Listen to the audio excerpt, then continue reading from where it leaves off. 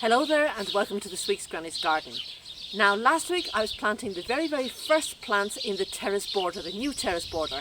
I planted 2 different varieties of hydrangea, bobo and diamond rouge, 4 different varieties of climbing roses and also a little Japanese maple of an upward behaviour called butterfly. Now over the last 2 weeks we have been sweltering in 100 degrees plus temperature. Not only during the day, but at night time, tropical nights, which means tropical nights about 90 degrees minimum at night. Absolutely appalling. And frankly, I was a bit like the plants, wilting. And the last thing I wanted to do was get out a spade and start shoveling and making holes. You can fully understand that, I'm absolutely sure, those of you who live in hotter climates. Now, as soon as things begin to heat up here in Spain, garden centres have sold out of what they had in April and May, and they haven't really got the cooler ones coming in for autumn yet, so it's sort of like between 2 seasons. Not a great time to be buying, but there's always something to be picked up. Now I did pick up some cheap 6-packs of white petunias. I also picked up some white Allyssum looking a bit worse for wear, but they will reseed, and I'm actually counting on them to reseed around the area of the terraces. I did pick up, they had just come in actually, that day they had just come in, Rudbeckia. Not the black-eyed Susan Rudbeckia, but the large flowers with the green centres on very sturdy stems. And because we have high winds, that's something I'm always looking for in my area. I also managed to pick up some other things. Calibrachoa, obviously this is an annual, but it's a nice flowing, extending, trailing annual. And it's a nice pale, like a soft yellow colour. I also picked up some Lobelia. I think they go very well together. The purple and the soft yellow, looking really nice together. I also picked up some Russian sage, or Petrovsky, which is keep calling it here. And I picked up a Gaura. Now I had planted a few Gaura and I was missing one, so I went back. And of course when I went back for the Gaura, I sort of saw other things and I had to have them. You know as it is, you go in to buy one thing and you come back with a car full. But that's what gardeners do. We have eyes in the back of our heads and we just can't avoid it. So all I need to do now is get it all into the ground. Now I've got them laid out here. I'm missing some actually. I'm going to have to buy another 3 of the Russian sage. But starting off with the Calibrachoa, the idea is that this is just going to trail over and soften the edges of these train sleepers. Apart from the fact there's a nice soft yellow, they are self-cleaning, and that for a gardener is fantastic. I mean, self-cleaning obviously doesn't go wash its face every day, but it's such a prolific bloomer that it just covers the dying flowers. If the flower is dying, then another one comes on top of it, another one comes on top of it again, and you just don't have to touch it the whole season. Now, if I lived in a warmer zone like 9 to 11, then this would be a perennial. Obviously in my zone, which is more like a 6-7, definitely not the case. Half stuck up a mountain. Once the frosts come, that's going to disappear. But no worries, it's a cheap plant, great as an annual, and in one season it's just going to hop over this wall. Unfortunately, I've planted it a bit late in the season, but even so I'm going to get, probably within the next month, the look I'm looking for, or what I'll be looking for next year, I know when I plant it, when it should be planted, but looking absolutely gorgeous. When I plant it, I'm going to make sure that it's right beside an emitter hole in the irrigation, because these guys, especially in hot climates, you've got to be careful. They like moisture, and drip tubes is best. They get the moisture right at the root ball, which is where they need it, if you want to keep them looking happy. So they want moisture, but not soggy. This is well-draining soil. Obviously, you've got quite a depth here in this bed. So right to the root ball is going to have water. It's going to drain freely down, so it's going to be nice moisture, but not soggy. The next one I have here is the Russian sage.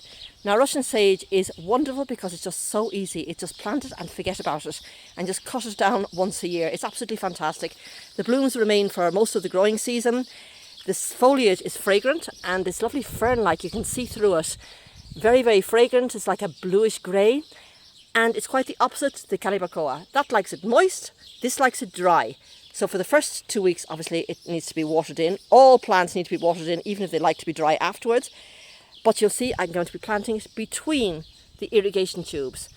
It'll get moisture because this moisture will filter out, but not enough to make it unhappy. Once it's watered in for the first 2 weeks, it can get by with dryness. I'm going to keep my eye on it.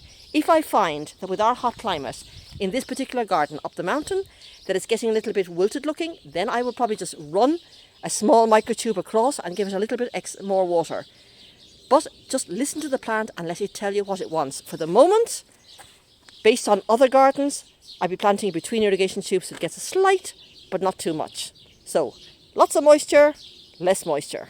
You'll see here in the background I have Gaura planted. Gaura does really well in our soil. It gets, obviously it's small at the moment.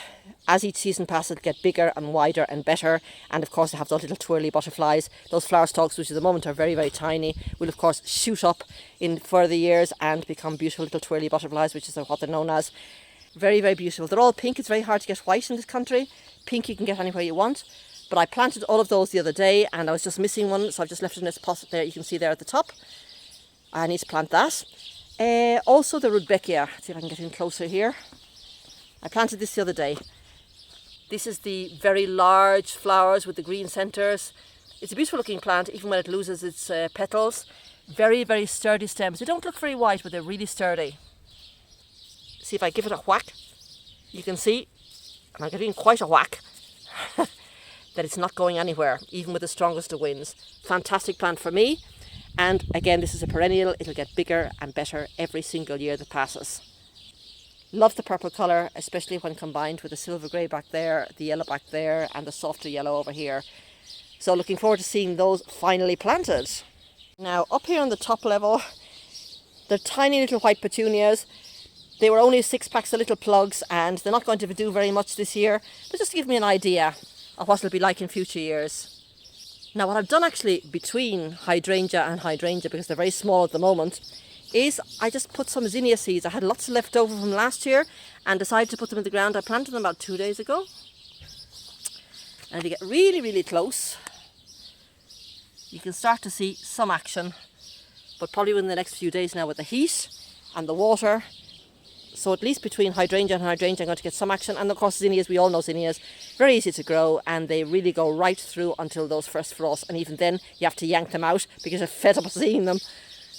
Now when I finish planting today, I'm actually going to mulch with these little wood chips. I had to order in the small ones. These are 1/2 inch ones, which are absolutely fantastic.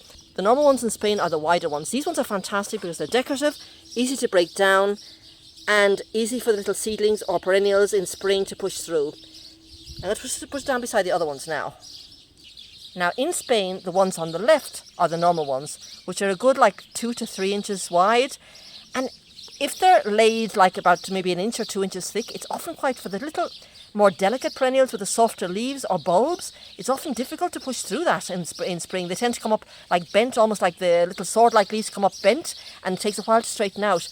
This breaks down a lot better, looks aesthetically a lot better, so that's what I'm going to go for. And as you can see, I've got about 20 sacks lined up and ready for when I finish planting. I'm not looking for a really, really thick layer. I just want to be able to suppress weeds. I want to be able to keep in that moisture. So after irrigating, when it's nice and moist, that moisture gets trapped inside and can benefit the plant and not just evaporate into the very hot, dry Spanish air afterwards.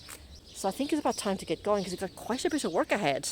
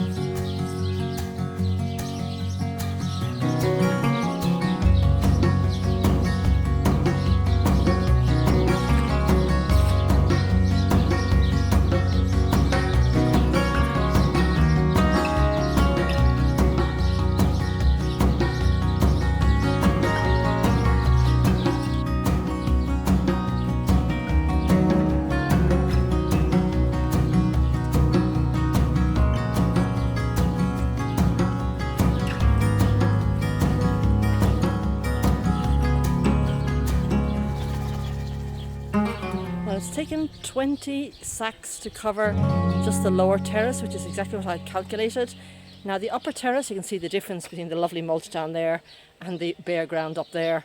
So I'm calculating about another maybe 25, 28 sacks above, because it's slightly wider than this, but at least it's a start.